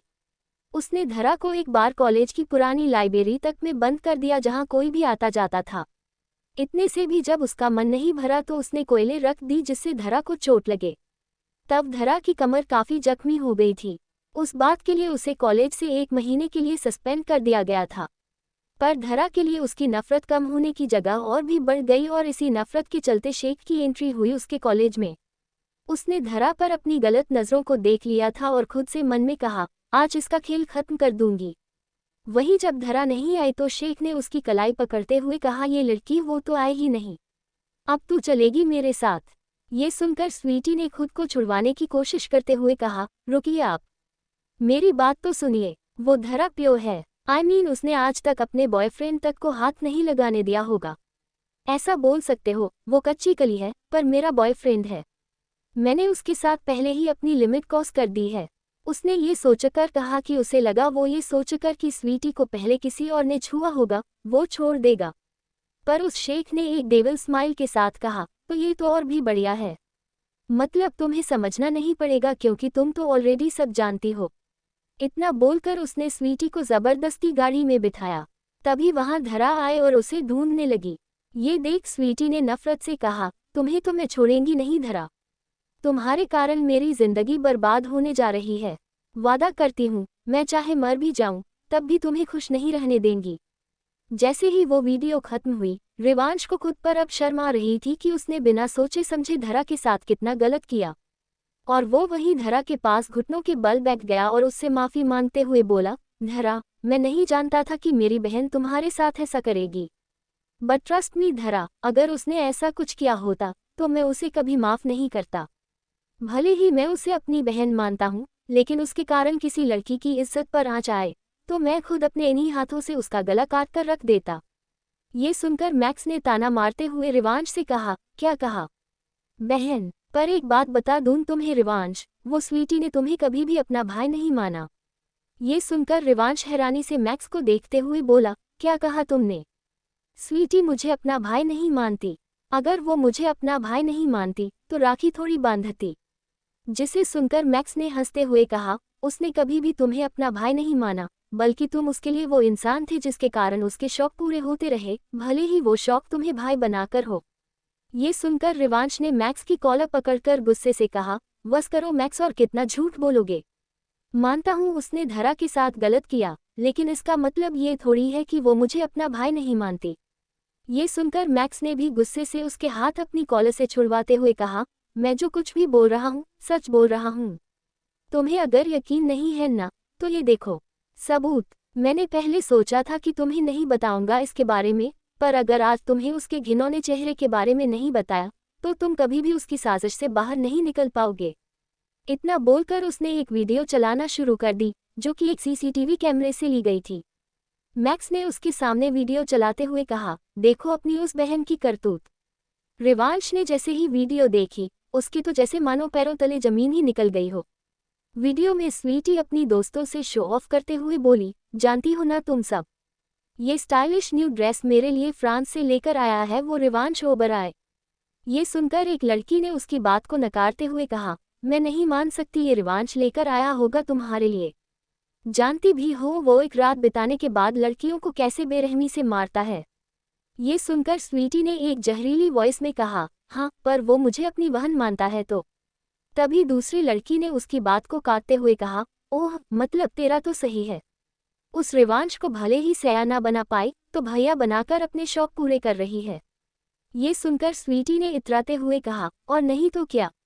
ये सुनकर एक लड़की ने उसकी बात को मना करते हुए कहा, नहीं, मैं नहीं मानती। कहाँ वो इतना बड़ा बिजनेसमैन, वो तुम्हारे लिए ये ड्रेस और तुम्हारे लिए इतना महंगा सामान लेकर आएगा। मैं नहीं मानती। जिसे देखकर स्वीटी ने अपनी आंखें छोटी करते हुए कहा, तुम्हें लगता है मैं झूठ बोल रही हूँ? जिसे सुनकर उस लड़की ने कहा, नहीं, मैं ये नहीं बोल रही कि तुम झूठ बोल रही हो, पर रिवांश तुम्हारे लिए ये सब कर रहा है। आयमोन वो तुम्हें अपनी बहन मानता है, बस विश्वास नहीं हो रहा मुझे। जिसे सुनकर स्वीटी ने अपना फोन दिखाते हुए कहा, रुको तुम, मैं अभी उसे कॉल करके बुलाती हूँ तुम सबको। ऐसा बोलकर उसने रिवांश को कॉल करते हुए कहा, भाई, क्या आप मुझे लेने आ सकते हो? वो आज मेरी बस मिस हो गई और कॉलेज से कोई टैक्सी भी नहीं मिलेगी। अगर आप बिजी हो तो रहने दो, मैं पैदल आ जाऊंगी अपने घर। जिसे सुनकर उधर रिवांश ने कुछ कहा, जिसे सुनकर स्वीटी ने खुश होते हुए अपने दोस्तों से कहा, थैंक्स भाई और लव यू भाई, मेरे लिए इतना कुछ करने के लिए। उसने अपनी आवाज़ को किसी दुखी लड़की के जैसे कर लिया था।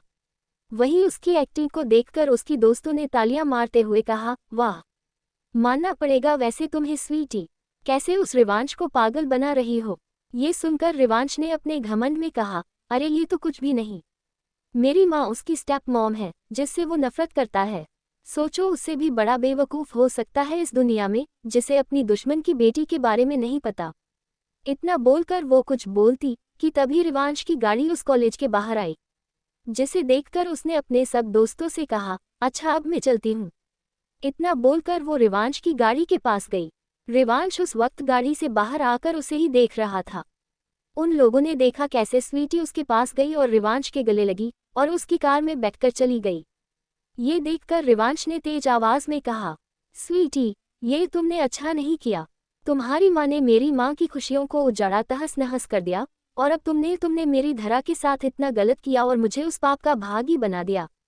इतना बोलकर वो जैसे ही धरा की तरफ आने वाला था, तभी कबीर ने नफरत से कहा, नहीं रिवांश ओबराय, इस बार नहीं, इस बार मैं तुम्हें धरा को नहीं ले जाने दूंगा। इतना बोलकर उसने कांच की बोतल को उसके पैरों के आगे मारते हुए कहा, अगर हिम्मत है तुम में रिवांश हो बराए तो। ऐसा बोलकर उसने धरा की तरफ रास्ते में कांच की बड़ी बड़ी बोतलें फेंकते हुए कहा, अगर हिम्मत है ना तो इस कांच के टुकड़ों पर चलकर दिखाओ और अपनी धरा को ले जाओ। वादा करता हूं मैं तुम्हारे रास्ते में फिर कभी नहीं आऊंगा। उसकी बात को सुनकर रिवांश ने डेविल स्माइल के साथ कहा, तुम्हें लगता है कबीर ये कांच के टुकड़े मुझे रोक पाएंगे? हाँ, इतना बोलकर उसने जैसे ही अपना कदम आगे बढ़ाया तभी कबीर ने उसे रोकते हुए कहा, ऐसे नहीं रिवांश, अपने शूज को उतार कर चलो। ये सुनकर रिवांश ने अपने शूज वहीं उतार दिए और आगे बढ़ चला। जिसे देखकर मैक्स ने उसे रोकते हुए कहा, रुक जाओ रिवांश, ये पागलपन ठीक नहीं है। वहीं दूसरी तरफ शिमला में दिशा ने जब दरवाजा खोला तो मैनेजर ने कहा, हेली छोटी, कैसी हो तुम? ये सुनकर दिशा ने असमंजस में कहा, मैं ठीक हूँ अंकल, पर आप इतनी सुबह सुबह यहाँ? ये सुनकर उन्होंने कहा, हाँ वो मुझे खुशी बेटा से कुछ काम था। वो आज किचन का सामान खत्म हो चुका है तो वही मंगवाना था। यहाँ और कोई तो है नहीं जिससे मैं ये कहूँ, और तुम्हें तो पता है अगर मैं चला गया तो यहाँ का काम कौन देखेगा। अंकल आप मुझे सामान की लिस्ट पकड़ा दीजिए, मैं अभी लेकर आती हूँ, खुशी ने वहां आते हुए कहा। जिसे देखकर मैनेजर ने खुशी को पैसे और वो लिस्ट देते हुए कहा, ये रहे पैसे और लिस्ट, अब जल्दी करो, यहाँ बड़े बड़े लोग आए हैं और सुबह अगर नाश्ता नहीं मिला तो बवाल खड़ा कर देंगे। खुशी ने उसकी बात सुनकर कहा, आप उसकी फिक्र मत करो अंकल, मैं अभी जाती हूँ, बस 20 मिनट की बात है। इतना बोलकर वहां से सामान लेने निकल गई। 20 मिनट बाद खुशी जब सामान लेकर रास्ते से आ रही थी तभी उसने देखा उसकी स्कूटी का पेट्रोल खत्म हो गया और अभी खुशी 40 मिनट की दूरी पर थी। खुशी ने उस स्कूटी को वहीं छोड़कर गुस्से में कहा, इसने भी अभी साथ छोड़ना था मेरा। हाँ, उस सुनसान इलाके में और कोई भी गाड़ी आती जाती नहीं थी। तभी उसने देखा एक कार उसकी तरफ आ रही थी। उसने लिफ्ट लेने का सोचा, तभी उसने देखा उस गाड़ी से रुद्र बाहर निकला और उसने खुशी को ताना मारते हुए कहा, लगता है तुम्हारी इस स्कूटी ने तुम्हें धोखा दे दिया, जैसे तुमने मुझे दिया, पर चलो कोई बात नहीं, मेरे साथ आओ, मैं तुम्हें साथ ले चलता हूँ। ये सुनकर खुशी ने गुस्से में कहा, मुझे तुम्हारी हेल्प की कोई ज़रूरत नहीं। जिसे सुनकर रुद्र ने अपनी गाड़ी स्टार्ट करते हुए कहा, एज यू विश। इतना बोलकर वो तेजी से वहां से निकल गया। उसके बाद खुशी ने अपने आसपास देखा, जहां सब तरफ बस जंगल ही जंगल थे और तभी कुछ जंगली जानवरों की आवाज़ें आई। वहीं उसने उस ओर देखा जहां रुद्र गाड़ी लेकर गया था।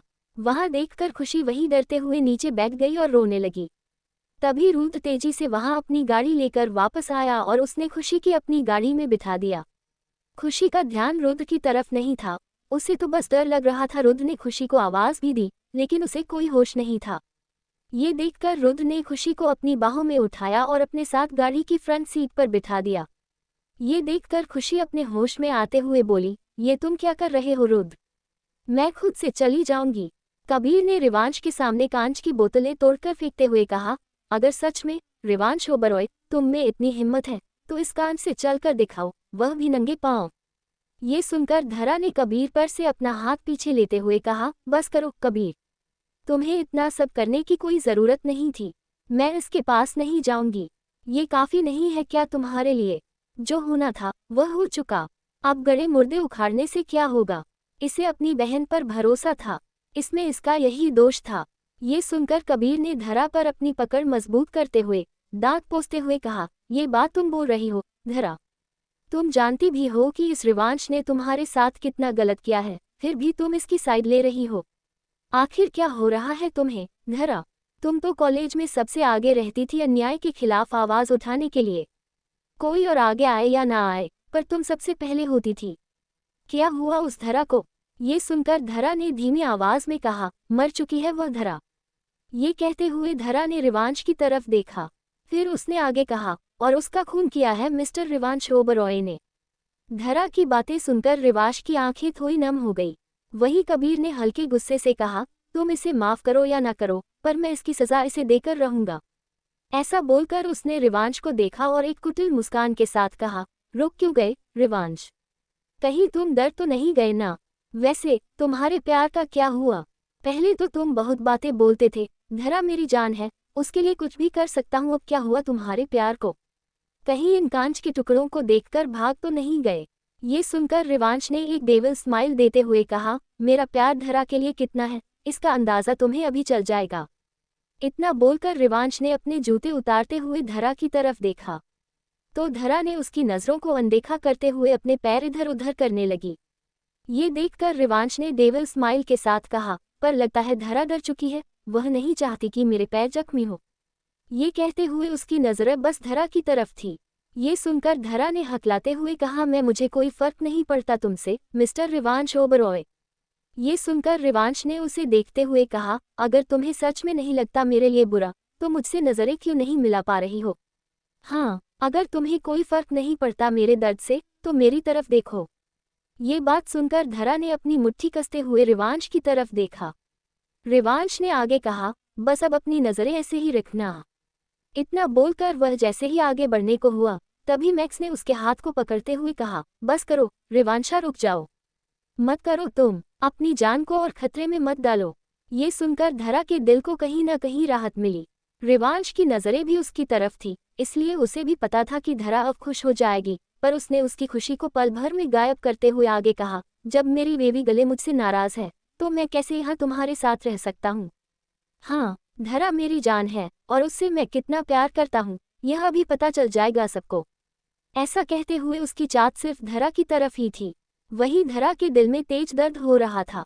रिवांश को इस तरह देखकर उसने जैसे तैसे खुद को संभाला। रिवांश और उसके बीच बस 10 कदम की दूरी थी, लेकिन ये दूरी 10 कदम की रहती या नहीं, इसका फैसला अभी कुछ ही देर में होने वाला था। रिवांश ने जैसे ही पहले कांच के टुकड़े पर अपना पैर रखा, उसके पैर उस कांच के टुकड़े के कारण पूरे लहूलुहान हो गए, पर फिर भी वह धरा की तरफ ही देख रहा था। धरा ने जब उसके पैरों से खून बहते देखा, तो उसे ऐसा लगा जैसे वह कांच उसे न लगकर धरा की लगा हो। रिवांश के पैर की हालत देखकर उसके मुंह से एक तेज सिसकी निकल गई, जिसे सुनकर रिवांश ने कहा, अभी इतने में तुम्हारा ये हाल है, तो आगे क्या होगा बेबी गर्ल? इतना बोलकर रिवांश फिर से आगे बढ़ने लगा। रिवांश अभी 6 कदम ही चला होगा कि वह खुद को संभाल न सका और वहीं कांच के टुकड़ों पर गिर पड़ा, जिसके कारण वह कांच उसके हाथों में अंदर तक घुस गई। ये देखकर कबीर ने उसका मजाक उड़ाते हुए कहा, बस क्या हुआ रिवांश, इतने में ही तुम्हारी जान निकल गई। कबीर के तानों को सुनकर ना जाने कैसे उसमें जान आ गई और वह फिर से उठ खड़ा हुआ और आगे चलने लगा। अब तक रिवांश के घुटनों, पैरों और हाथों में काफी कांच लग चुकी थी, लेकिन मजाल है कि वह रुके या ये बोल दे कि वह धरा से प्यार नहीं करता। धरा की आंखें आंसुओं से भीग चुकी थी। उसने कबीर से कहा, बस करो कबीरा, अब इतना भी मत करो उसके साथ, पहले ही उसने बहुत कुछ झेला है, उसने अब और नहीं। पर कबीर ने उसकी बातों को अनदेखा कर दिया। धरा फिर अपने पापा के पास गई और रोते हुए बोली, मिस्टर रायचंद, अगर आप चाहते हो कि मैं आपको पापा बुलाऊं, तो बस मेरे रिवांश को छोड़ दीजिएगा। पर उसके डैड बस खामोश रिवांश को ही देख रहे थे। उन्हें रिवांश को देखकर कहीं न कहीं उसमें अपना ही अक्स नजर आ रहा था। जब धरा ने देखा कि उन्होंने कोई जवाब नहीं दिया, तो फिर उसने अपने आंसुओं को साफ करते हुए कहा, मैं किससे बात कर रही हूँ? जो इंसान अपनी बीवी के सामने तक नहीं गया आज तक, जिसने ये तक जानने की कोशिश नहीं की कि उसकी बीवी जिंदा है या मर गई है, वह इंसान मेरे रिवांश की क्या फिक्र करेगा? धरा के शब्दों से उसके डैड को काफी दुख हुआ। आखिर धरा की माँ से वह कितना प्यार करते थे, यह उनसे बेहतर कौन जान सकता था। भला वह कैसे बताते धरा को कि वह कितने पागल हुए थे जब उसकी माँ की मौत की खबर मिली थी। उनके दिल में छुपे दर्द को कोई कैसे जान सकता है। वही धरा भागकर रिवांश के पास आने लगी। ये देखकर कबीर ने उसके हाथ को कसकर पकड़कर रोकते हुए कहा, क्यों पागलपन कर रही हो धरा? देख नहीं रही? अगर तुम एक कदम भी आगे बढ़ी होती तो तुम्हारी हालत इस रिवांश के जैसे होती। पर धरा की नजरें बस रिवांश की तरफ ही थी। रिवांश ने जैसे ही अपना आखिरी कदम आगे बढ़ाया, वैसे ही वह उन कांच के टुकड़ों पर गिर चुका था। उसकी पूरी बॉडी खून से सनी हुई थी। रिवांश जब धरा को खुद के लिए इतना भागते देखा तो उसके दिन को राहत मिली कि धरा भी उसने उतना ही प्यार करती है जितना वह उससे करता है। धरा ने कबीर को गुस्से में देखा, पर कबीर को उसके देखने से कोई फर्क नहीं पड़ता था। उसे तो बस रिवांश को दुखी करना था, जो वह कर चुका था। रिवांश फिर से थोड़ा उठा और धरा की तरफ बढ़ने लगा। धरा ने ये देखा तो उसने कबीर को जोर से धक्का दिया, जिससे वह पीछे गिर पड़ा। धरा भागकर रिवांश के पास गई और भीगी पलकों के साथ बोली, क्यों किया तुमने ऐसा रिवांश? इतना बोलकर वह जैसे ही उसके गले लगने को हुई, रिवांश ने उसे रोकते हुए कहा, धरा दूर रहो मुझसे। ये सुनकर धरा को लगा जैसे वह शायद उससे प्यार नहीं करता, पर रिवांश ने आगे हंसते हुए आगे कहा, अपने दिमाग के घोड़े को ज्यादा मत चलाओ धरा। मैं तुम्हें इसलिए रोक रहा हूँ क्योंकि मेरी पूरी बॉडी पर बस कांच ही कांच है। अगर तुम थोड़ा सा भी आगे बढ़ी तो ये तुम्हें लग जाएंगे, इसलिए मैं तुम्हें दुखी होते हुए नहीं देखना चाहता। वहीं उसकी बात सुनकर धरा ने भरे गले से कहा, ये सब मेरे कारण हुआ है, मेरे कारण तुम्हारी ऐसी हालत है। ये सुनकर रिवाश ने धीमी आवाज में कहा, तुम्हारे कारण नहीं है, यह मेरे कर्मों के कारण है। मैंने जो कुछ भी तुम्हारे साथ किया उसकी यह सजा है। उन दोनों को पास देखकर कबीर गुस्से में लाल हो चुका था। उसने धरा के डैड के पास जाकर कहने लगा, अंकल देख रहे हो आप, ये रिवांश कैसे मेरी धरा को अपनी तरफ कर रहा है। ये सुनकर धरा के डैड ने उसे देखकर अपनी सर्द आवाज में कहा, अब ये सगाई नहीं होगी। पर अंकल क्यों नहीं होगी मेरी सगाई? जिसे सुनकर धरा के डैड ने कहा, क्योंकि तुम शर्त हार चुके हो रिवांश से। रिवांश ने अपना प्यार साबित कर दिया है और कहीं न कहीं उसे भी अपनी गलतियों का पछतावा है। उसने जो कुछ भी किया वह एक भाई होने के नाते किया। अगर मैं होता तो मैं भी तब अपनी बहन के लिए उससे भी ज्यादा करता। पर यह इन दोनों के बीच की बात है, इसलिए तुम मत पड़ो और यहाँ से चले जाओ अब। वही धरा ने मैक्स से कहा, मैक्स जल्दी यहाँ आओ और रिवांश को मेरे कमरे में ले चलो। ये सुनकर मैक्स धरा के पास आते हुए कहा, मैं देखता हूँ धरा, इसे तुम अपना रूम बताओ। ये सुनकर धरा ने ऊपर देखते हुए कहा, ऊपर 5वां फ्लोर, आखिरी कमरा। ये सुनकर मैक्स रिवांश को धरा के रूम की तरफ ले जाने लगा। रिवांश में अब इतनी जान नहीं बची थी कि वह खुद चल पर पाए। ये देखकर मैक्स ने उसे उठाते हुए ताना मारते हुए कहा, क्या क्या दिन देखने पर रहे हैं मुझे? कहाँ सोचा था एक सुंदर सी लड़की को लेकर जाऊंगा और कहाँ इस खड़ूस को लेकर जा रहा हूँ। ये सुनकर धरा के होठों पर एक मुस्कान आ गई, जिसे देखकर रिवांश ने कुछ कहना जरूरी नहीं समझा मैक्स को, क्योंकि उसके लिए धरा की खुशी से बढ़कर कुछ नहीं था, खुद वह भी नहीं। उधर ये देखकर रुद्र ने उसके हाथ को कस के पकड़ते हुए कहा, चुप, बस बहुत बोल लिया तुमने। अंग तुमने एक बार भी कुछ बोला ना तो। ये सुनकर खुशी ने जल्दी से कहा, वो मेरी स्कूटी, उसका क्या, और सामान भी है उसमें। ये सुनकर रुद्र ने सामने देखते हुए कहा, उसकी फिक्र तुम मत करो, तुम्हारा सामान मेरी गाड़ी में पीछे की सीट पर है। और रही बात तुम्हारी स्कूटी की, तो वो होटल के किसी स्टाफ को बोल दूंगा लाने को। रिवांश इस वक्त धरा के साथ उसके कमरे में लेटा हुआ था। धरा ने रिवांश के हाथ को अपने हाथ में लेते हुए रोते हुए कहा, प्लीज रिवांश अपनी आंखें खोलो। मैक्स ने जब धरा के सामने रिवांश के कपड़े उतारे तो धरा की आंखों में आंसुओं का सा ऐसा सैलाब उमड़ पड़ा जैसे, क्योंकि रिवांश की पूरी बॉडी ऐसी लग रही थी जैसे वो खून से नहाए हो। मैक्स ने उन कांच के टुकड़ों को निकाला तो रिवांश बेहोशी की हालत में भी दर्द से तड़पने लगा। उसकी ऐसी हालत धरा से सही नहीं जा रही थी, पर फिर भी वो उसे कर नहीं जा सकती थी। धरा ने रिवांश को देखा तो दर्द में तड़पते हुए वो उसका ही नाम ले रहा था। रिवांश दर्द में तड़पते हुए बोला, धरा मेरे को छोड़कर मत जाओ वरना मैं मर जाऊंगा। धरा प्लीज धरा, मुझे माफ कर दो, उस कबीर से सगाई मत करो। ये देख धरा ने रोते हुए रिवांश का हाथ पकड़ लिया और रोते हुए बोलने लगी, नहीं रिवांश, मैं यही तुम्हारे पास हूँ, मैं तुम्हें कभी नहीं छोड़ सकती, क्योंकि मैं इस दुनिया में सिर्फ तुम्हारी हूँ और तुमसे ही प्यार करती हूँ। मैंने उस कबीर से सगाई भी नहीं की, अब तो उठ जाओ। धरा की बातें सुन रिवांश के चेहरे पर एक मुस्कान छा गई और वो नींद में भी मुस्कुराने लगा। थोड़ी देर बाद जब मैक्स ने रिवांश को दवाई लगाई तो धरा की सिसकी निकल गई। जितना दर्द रिवांश को हो रहा था उससे कहीं ज्यादा धरा को हो रहा था उसके सीने में। धरा ने फिर मैक्स से कहा, मैक्स रिवांश को कब तक होश आ जाएगा? ये सुन मैक्स ने परेशान होते हुए कहा, वही तो पता नहीं, हो सकता है 2 घंटे में होश आ जाए या 2 दिन, या हो सकता है आए ही नहीं। ये सुन धरा ने हल्के गुस्से में मैक्स से कहा, कभी आए ना, इससे तुम्हारा मतलब है? हाँ। ये सुन मैक्स ने समझाते हुए कहा, रिवांश के अंदर तक कांच के टुकड़े चले गए थे, बड़ी मुश्किल से निकाले हैं मैंने। इसकी पूरी बॉडी में गहरे जख्म बन चुके हैं जिन्हें भरने में कम से कम अब 2 या 3 महीने तो लगेंगे, और जब तक ऐसे होश नहीं आ जाता तब तक के लिए कुछ कहा नहीं जा सकता। धरा के डैड वहां आते हुए बोले, तुम दोनों खाना खा लो वरना रिवांश के साथ तुम दोनों भी यही बिस्तर पर पड़ोगे। उनकी बातें सुन धरा को काफी गुस्सा आ रहा था, आखिर वही तो थे जिनके कारण रिवांश की ऐसी हालत थी। धरा ने कितना समझाया था उन्हें कि मत करो रिवांश के साथ ऐसा, उसे रोक दो, लेकिन उन्होंने न ही रिवांश को रोका और न ही कबीर को, और आज उनके कारण रिवांश की ऐसी हालत थी। धरा ने नफरत से उन्हें देखते हुए कहा, आपको हमारी फिक्र करने की कोई जरूरत नहीं। हमें जब खाना होगा खा लेंगे। आपके कारण आज मेरे रिवांश की ऐसी हालत है, और आपके उस कबीर के कारण अब तो खुश हो ना रिवांश को ऐसे देखकर। ये सुन धरा के डैड ने कहा, ये कैसी बातें कर रही हो तुम धरा, हमें भला खुश क्यों होने लगा।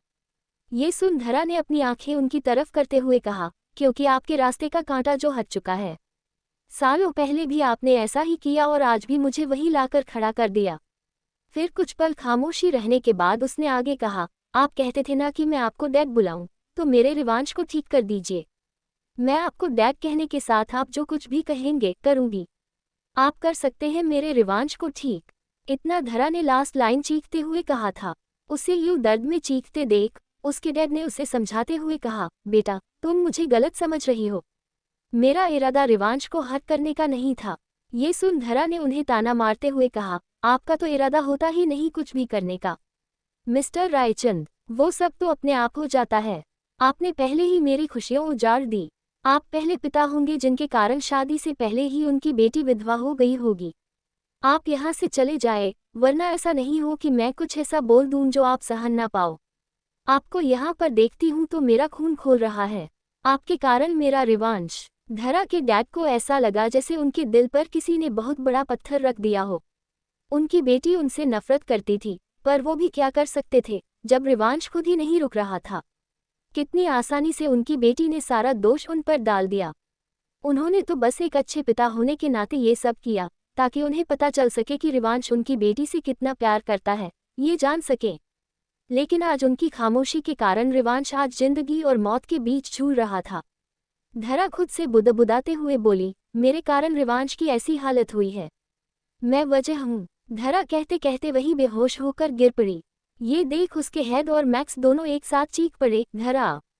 वहीं दूसरी तरफ इंडिया शिमला में खुशी रुद्र के साथ जैसे ही होटल आए, तभी एक मेल स्टाफ ने अपने दूसरे साथी से कहा, भाई देखा इस खुशी को। हमारे सामने कितनी सती सावित्री बनके घूमती रहती थी कि उससे हम जैसे लड़कों से नफरत है, जो ऐसे पैसी से लड़कियों के साथ गलत करते हैं। और हमें लगा भी था ये एक अच्छी लड़की होगी, पर अब देखो कैसे इस अमीर आदमी के साथ यहाँ है। ये सुन दूसरा आदमी भी बोला, बिल्कुल सच बोल रहे हो तुम, देखो तो इसके चेहरे पर कैसी एक चमक है। उसकी बात सुन पहले आदमी ने कहा, और नहीं तो क्या, चलो भाई इसे एक अच्छा खासा सबक सिखाते हैं। ये सुन पहले वाले आदमी ने कहा, हाँ तुम सही कह रहे हो, अब सबक सिखाना ही पड़ेगा। मेरे दिमाग में कुछ प्लान है। तुम ऐसा करो, किसी तरह इसे रूम नंबर 29 में ले आओ। फिर पूरी रात इसकी चीखें बाहर निकलेगी। इसकी वो हालत होगी कि ये हमें मना करना तो दूर की बात, किसी को अपना मुंह दिखाने के लायक नहीं रहेगी। और ये रुद्र सर इसे खुद अपनी लाइफ से निकाल देंगे। बड़ा शौक था इसे हमें थप्पड़ मारने का, अब ये शौक हम पूरा करेंगे। ऐसा बोलते हुए उन दोनों के चेहरों पर एक शातिर मुस्कान थी।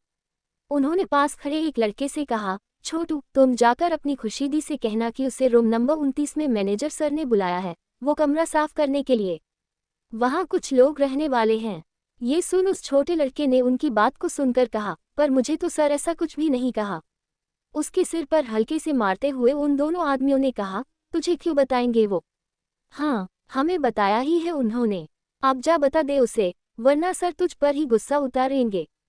ये सुन उस लड़के ने डरते हुए कहा, नहीं मैं अभी जाकर बताता हूँ खुशीदी को। इतना बोल वो खुशी को कुछ बताने लगा। खुशी जो सामान रख रही थी, उसने उसकी बात को सुन वहां से जाने लगी। ये देख पहले आदमी ने कहा, हमारा आधा काम हो चुका है, अब बाकी है दूसरा काम पूरा करने की।